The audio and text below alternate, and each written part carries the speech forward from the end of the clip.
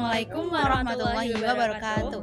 Perkenalkan, kami dari kelas 11 4 dengan saya Atika Najwa dari absen 5 Dan saya Lintang Ayu Ratu Aulia dari absen 16. Di sini kami akan menjelaskan aplikasi Fluidestatis pada bioteknologi. Pengertian fluidestatis. Fluidestatis adalah zat cair yang diam, di mana setiap titik dalam fluida mengalami tekanan yang sama ke segala arah. Konsep penting, tekanan hidrostatik, gaya apung, dan hukum Pascal.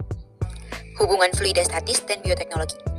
Fluidestatis berperan penting dalam berbagai proses bioteknologi, seperti mengatur tekanan dalam fermentor, menyalurkan cairan nutrisi pada kultur jaringan, dan mengontrol tekanan cairan dalam sistem medis.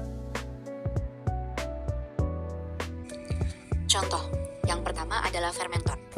Fungsinya yaitu untuk menumbuhkan mikroorganisme untuk menghasilkan antibiotik, enzim, atau tempe. Kaitan dengan fluidestatis, yaitu tekanan fluida di dalam fermentor harus stabil agar mikroba tumbuh dengan optimal. Dalil fisika, hukum Pascal. Tekanan pada fluida tertutup diteruskan ke segala arah dengan sama besar. 2. Kultur jaringan. Menumbuhkan jaringan tumbuhan dalam cairan nutrisi. Kaitan dengan fluidestatis, tekanan hidrostatik membantu distribusi nutrisi. Ketiga, transfusi dan dialisis. Mengatur tekanan cairan tubuh seperti darah dalam proses medis. Dalil Al-Quran. Dan kami jadikan dari air segala sesuatu yang hidup. Quran Surat Al-Anbiya ayat 30. Pernah melihat seorang melakukan transfusi darah? Transfusi darah adalah proses penting di mana darah yang sehat dan aman ditransfer ke dalam tubuh pasien yang membutuhkan. Lalu, pasien seperti apa yang membutuhkan transfusi darah? Yang pertama, anemia. Ketika tubuh tidak memiliki kadar sel darah merah yang cukup untuk menjalankan fungsi sebagaimana mestinya.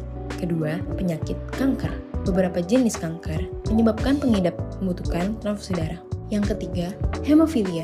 Merupakan penyakit genetik di mana seseorang mengalami gangguan pembekuan darah. Yang keempat, penyakit ginjal. Orang yang memiliki penyakit ginjal umumnya mengalami anemia. Dan yang terakhir, trombositopenia. Kondisi di mana tubuh tidak memiliki trombosit atau keping darah yang cukup untuk proses pembekuan darah. Dari materi ini, kami belajar bahwa konsep fluidestatis seperti tekanan dan gaya apung juga berperan penting dalam bioteknologi, misalnya pada penggunaan fermentor.